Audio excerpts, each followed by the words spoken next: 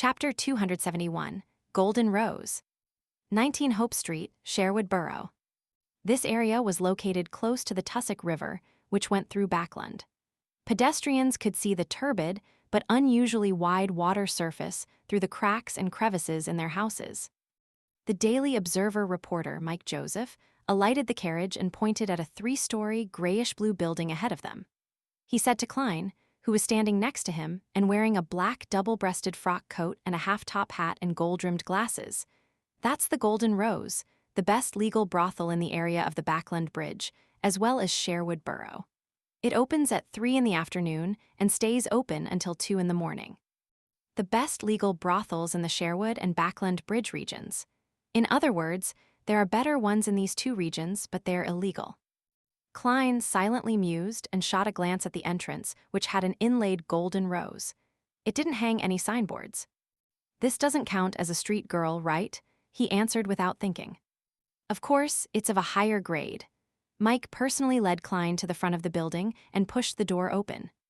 As soon as he entered, Klein caught a whiff of a mixed fragrance that was slightly pungent and heard a soothing yet suggestive melody. Instinctively, he looked around and saw bouncers, in black coats and half-top hats, standing on either side of the entrance and in every corner of the hall. As a legitimate business, they were obviously meant to deal with drunkards and boors. The Golden Hall was surrounded by all sorts of sofas, chairs, and even a piano. In the center, there was a dancing area. At that moment, there were many ladies sitting in different areas with their hair colored in gold, brown, pale yellow, or black. Some of them looked mature, some shy and young, some young and attractive, and others who were rather beautiful. These ladies were either enjoying the melody, giggling whilst in conversations with each other, quietly reading newspapers and magazines, or dancing with the men. It was only 3:30 in the afternoon, so there weren't many customers. At a glance, this place looked more like a proper ball than a brothel. If you come after 8 in the evening, you'll see some interesting performances. If any of the ladies catch your eye, go over and invite them to dance and then ask them for their prices amidst the beautiful melody. If both sides can come to an agreement, you can head to the 2nd or 3rd floor and have a wonderful time in some room. As long as you're willing to spend money, you can sleep here the entire night. Mike turned his head from left to right, suddenly losing his previous calm and gentlemanliness, appearing a little more frivolous. He walked into the hall with a smile, and he approached a young girl who was at most 15 or 16 years old. Is he showing his true nature, or is this in conduct of a professional? Klein watched, a little flabbergasted, as he subconsciously followed behind Mike Joseph. The victim, Cyber, was only 16 years old. In theory, a girl of similar age is more likely to be a friend and would know more. At that moment, Mike lowered his voice and explained. He then raised his thin eyebrows and asked in a normal voice, "Which lady caught your fancy?" "I'm just your bodyguard," Klein responded with very normal logic. Mike slightly nodded and suddenly laughed. "I'm not used to being watched when I do that sort of thing. I'll be standing watch outside." Klein understood what Mike meant and took a serious, professional stance. Without another word, Mike walked up to the young girl, bent down, and extended his hand, inviting her to dance. Being a prostitute at this age, Backland sure is so bedazzling and dirty. To think that there would be a middle-aged gentleman of seemingly good bearing patronizing this place. Even the sides of his hair are white. Klein lowered his hands and stood very straight, watching Mike and the young girl engage in a slow dance. After a few minutes, Mike walked back and said to Klein with slight annoyance, "It's too expensive."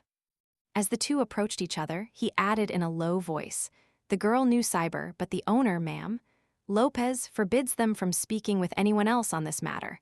Otherwise, they would be severely punished." God, when the punishment was mentioned, the poor girl even shuddered instinctively. I can imagine how horrible it must be. Helpless, Klein sighed in sympathy and asked in a suppressed voice, "So, what are you planning to do?" "I don't want to cause trouble for those girls again. I plan on going straight to ma'am Lopez." Mike patted Klein on the shoulder and said, "Protect me." Klein turned his body to the side and warned in a serious tone, "If we encounter a dangerous situation, you must listen to me. Do you understand? Listen to me." Okay, okay. Mike raised his hands to his shoulders and nodded. As he spoke, he walked towards a single sofa in the corner. There was a charming lady, with thick makeup, in a gorgeous dress seated there. If you don't want to give up after a dance and embarrass yourself in front of those girls, I suggest you talk to Ma'am Lopez first and find out the prices of the different girls. Mike raised his voice. The lady heard their conversation and looked over. She slowly got up and smiled. Good afternoon, gentlemen, I'm Lopez. Did any girl catch your fancy? Yes. Mike suddenly sized her up and said with a chuckle, I really admire you. I admire you too. You're acting like this is your home. Klein's mouth twitched. Lopez's expression froze for a second, then she gave a fake laugh and said, Sorry, I'm not feeling well today. You should know that there are times every month where women feel quite under the weather. Seeing that there was no way to get Lopez into a room for a conversation, Mike fell silent for a few seconds before suddenly turning serious. Ma'am, Lopez, I'm a reporter. I wish to understand more about Cyber's matter. Here's my documentary proof. Lopez's face darkened and she replied impatiently, I've already told everything I know to the police. You should ask them. Cyber was a vagrant orphan who was adopted by me. That night, she accepted an invitation from a guest to spend the night at his house, and she died on her way back in the morning. All right, please leave, or invite a lady to dance. As she spoke, Lopez waved over two of her bouncers. Klein stepped in to shield off Mike Joseph and escorted him back to the hall. Upon seeing this, the two bouncers didn't rashly chase him away. After a few steps, Klein said in a low voice, She's lying. Oh, Mike turned his head in surprise. When she spoke, her eyes darted around. She didn't dare to look at you directly, but she was also secretly sizing you up, which means she was lying and watching your reaction. In addition, her stance was highly defensive, and she appeared very agitated. Klein gave his analysis. Mike opened his mouth and exclaimed after a few seconds, You really are a great detective. Only with your keen observation and outstanding deduction skills were you able to discover such useful details. That's only because I had my spirit vision on and could see that Lopez's emotional colors weren't right. I came up with the reasons after. Klein smiled and said, Thank you, it's time for us to go. Mike Joseph looked back at Lopez and saw that she was walking towards the side door of the hall, as though she was going to her own lounge, and that the side door was in a corner of the room. It was very quiet around there, and there were many areas in the hall that couldn't see what was going on inside. There were also two bouncers standing guard outside. Perhaps we should follow Ma'am Lopez and observe her reaction. Maybe the anxiety from just now will make her do something. Mike suddenly turned his head to look at Klein. Can you take care of those two bouncers quickly? Sir, I'm only responsible for your protection, and that's against the law. Klein smiled in response. I'll pay you more, a total of £5 based on the combat price from before. If there's another fight when we run, it would be £10. Mike Joseph gritted his teeth. Deal, Klein reached out and shook his hand. Afterward, the two of them circled around to avoid the two bouncers from before and quietly approached the side door. Guests, please stop. Please leave this area. One of the bouncers stepped forward and stopped Klein and Mike Joseph. Sorry, will immediately. Klein bowed politely and apologized. At that moment, his right fist suddenly punched out, heavily striking at the bouncer's abdomen in front of him. The bouncer instinctively clutched his stomach, his body bent over.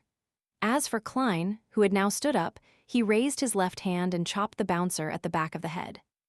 Pow! The bouncer fell to the ground and fainted. His companion was clearly caught by surprise at this turn of events. He just stared blankly and failed to react in time. Klein immediately slid over and covered the bouncer's mouth with his right hand and punched his abdomen with his left fist. Bang!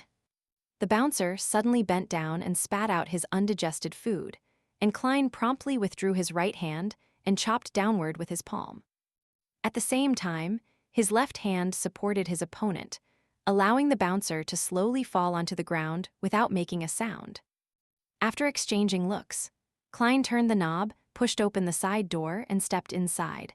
Mike Joseph lowered his body and quickly followed. Why are you so skilled? You're just a reporter.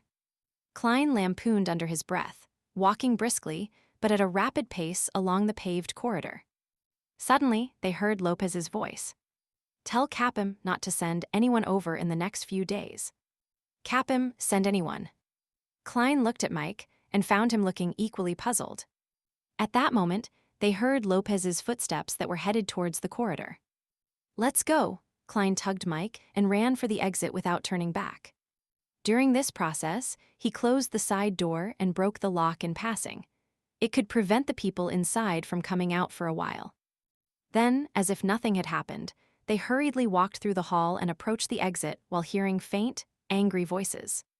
After reaching the streets, Mike heaved a sigh of relief and said in amazement and sincerity, "I've experienced many similar scenarios, but not once was it as simple and relaxed as it was today.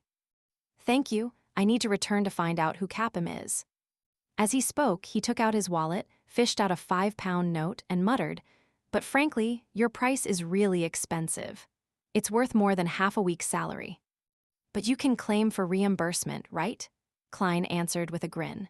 Following that, he asked in concern, "Aren't you afraid that Lopez will find your newspaper firm and get the police to arrest you?" "That's a fake ID card." Mike Joseph shrugged with a gesture of familiarity. Klein could only admire him. After watching Mike board a carriage and leave, he walked diagonally across the street, waited for a public carriage, and kept an eye out for anyone chasing after him. At that moment, a rental carriage slowly approached and stopped in front of him. A middle-aged man in a black coat stepped out the carriage and nodded at Klein. He had blue eyes, a thin face, and gray temples.